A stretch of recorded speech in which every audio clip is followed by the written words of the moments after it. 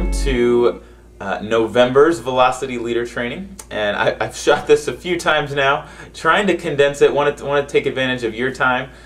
So hopefully we'll make this quick.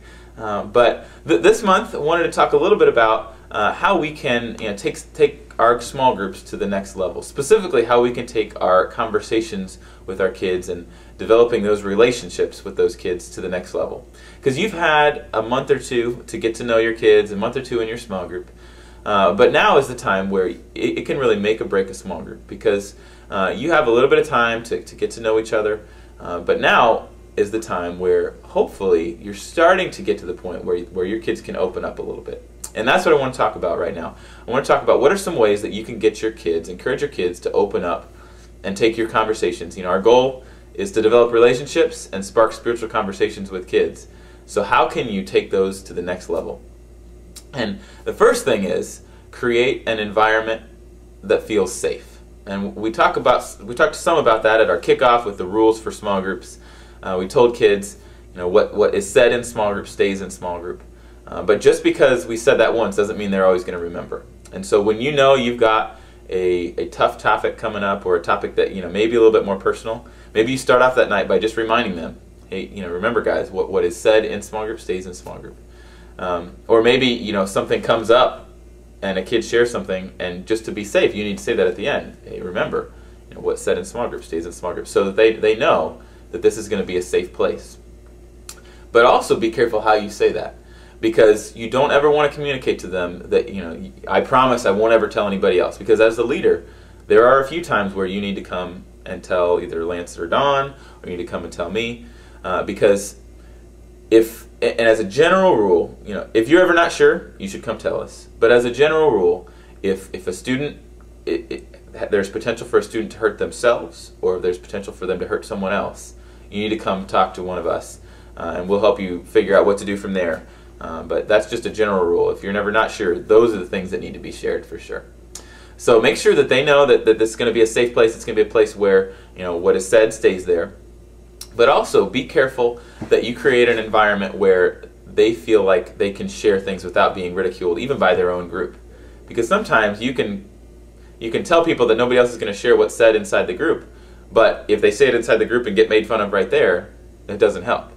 And so one of the worst things you can do for creating this safe environment is allow kids to make fun of each other, especially about their answers.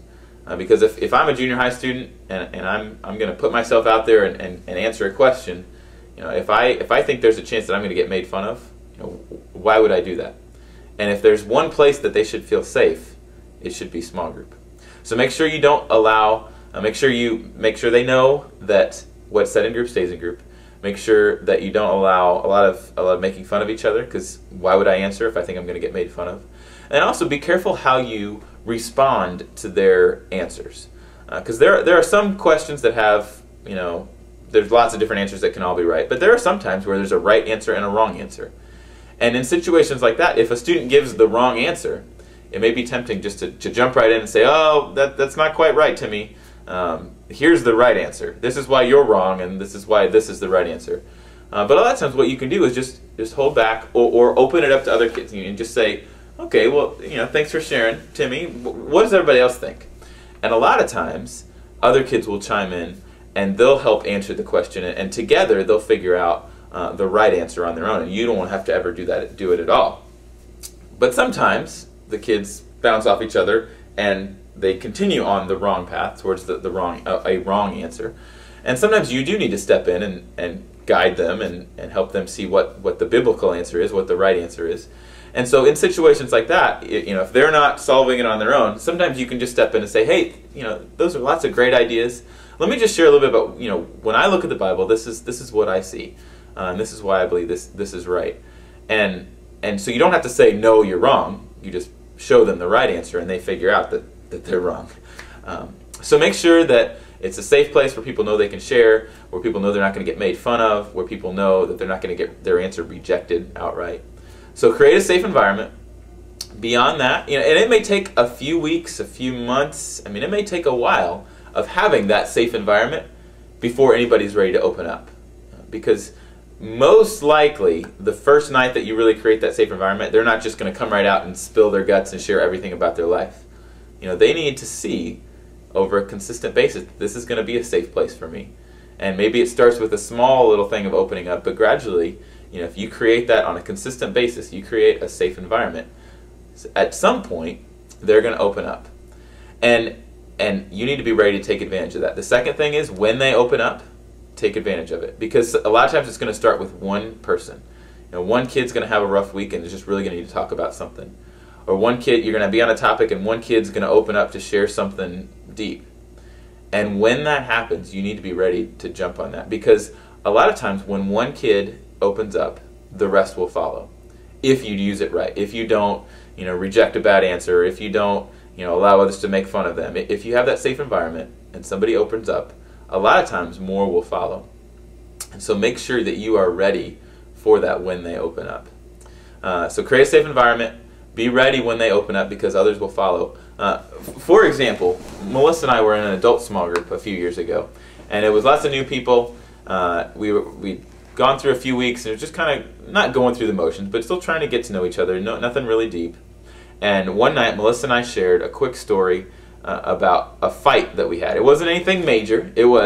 I think it was over the expiration date of milk and when the proper time to throw it away is.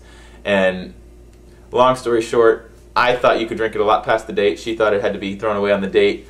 And I believe at the end of the conversation she said, you better never feed my child expired milk or something like that. It was a long time ago. But it was funny, but there was also a little bit of serious to it. And our group heard that, and they heard us being real, and they started to open up, and it became a turning point in our group because one person or one couple opened up and shared something, and from that more people saw, hey, this is a safe place to share. So when you create that environment, when somebody opens up and shares, make sure you take advantage of that. And the last thing is, make sure that you are available, and make sure that your kids know you are available. A lot of them think, for some reason they think that you are committed from 6:30 to 8 and you have to be here or something. I don't know why they don't. Obviously you're volunteering to be here, you care about them, you love them, but sometimes they don't think that way. They think, well, you must just have to be here from 6:30 to 8. And so sometimes that time isn't the time that makes them feel the most love. Sometimes a note during the week or hanging out afterwards or before just to talk and not having to rush right out. Doing that sometimes really communicates that it's not just about clocking in and clocking out at 6:30 and 8 o'clock. You're here because you care about them and you want to be a part of their lives. And so I think one big thing is making sure that you're not feeling like you have to take off right at 8 o'clock. And maybe some weeks there are that you have to take right off, but make sure that they know when there are when a student does open up, maybe you need to hang out with them a little bit after and just talk. And there are some things that can't be shared fully in small group, and you can see by the way they answer something or the way they hang their head or just their body language that they may need to talk. And so maybe it's during small group time. I know some of the guys groups go downstairs and play dodgeball, and girls groups are welcome to do that too, but if you're going to go and do something after group, maybe you need to have one leader go down with them and the other leader stays up and just talks a little bit more or goes out in the concourse, and so that you're not just in some small room. Maybe you go out in the concourse and just talk a little bit.